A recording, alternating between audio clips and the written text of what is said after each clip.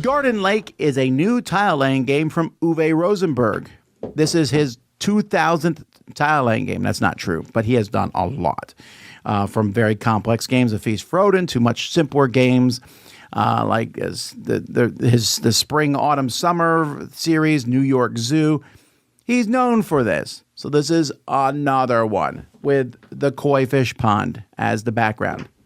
That doesn't mean it's bad. Let's take a look. Each player gets a board, and in the middle of that board, you can put one of these gardens, or you can just use the one that's pre-printed here. You'll put 16 of these random pieces around your board in this kind of shape, and on your turn, you may take the piece that's on either end, or the piece from the players next to you, the one that's closest to you. Which, by the way, is a little confusing sometimes. Like this one's closer to the person on my left, and this one's closer to the person on my right, I think. Maybe I should have it like that. I don't know.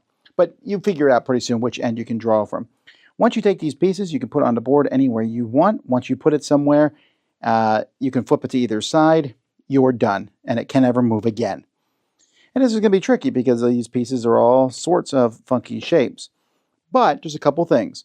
If you form a line all the way, I'm not going to do it right now, but if you form a horizontal or vertical line, then the tile that it is touching, so this one here, let's say I filled that one, I would get this tile. I can use it right away or save it. You can only ever save one tile at a time. Every tile is double-sided, shows fish on one side and little lily pads on the other. Also, if you cover up these shapes here completely, then you will get a tile that matches that shape, or this one. And again, you can put these wherever you want, adding them to your board. This is going to continue. You'll be taking these tiles. There's some rules. If your tiles run out, you can draw more from the bag.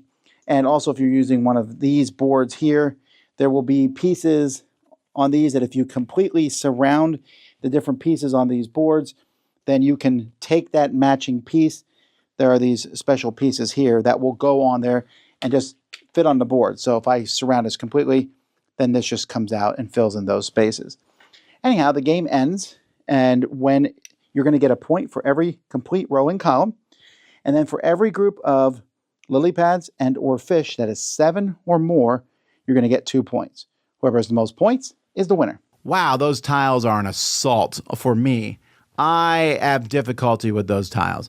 In fact, when we first got it, the first game of this I played, I was playing with my family, and I said to my son, I said, you know what, these tiles are hard. I completely understand.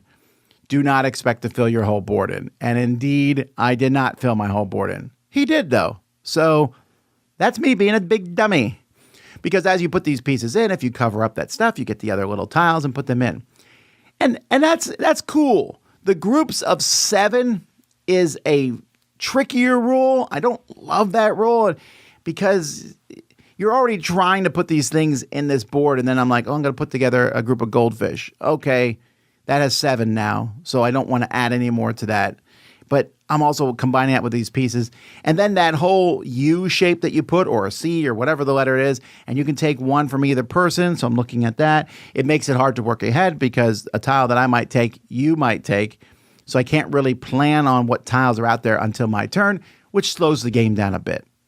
Now, I say all this, the game works fine. It is another tile laying game from Uwe Rosenberg. Does it stand out amongst his other ones? No. Not for me anyway. It's intriguing. These are weird shaped tiles. The idea of covering things up to get the little tiles that are so easy to fit on your board and fill things in, that's great. And I'm sure other people will enjoy this more than me. But I thought this was just okay. It's a 6 out of 10 for me. Again, it's not a bad experience, but it's also not one that I'm going to go back and go, ooh, that sounds fun. Let's play it again. So this is one, though, I think that mileage may vary. I think other people may like this more than myself, although I would argue strongly that whether you like this or not, in a few years, no one's going to remember this one, unfortunately, because there's so many out there.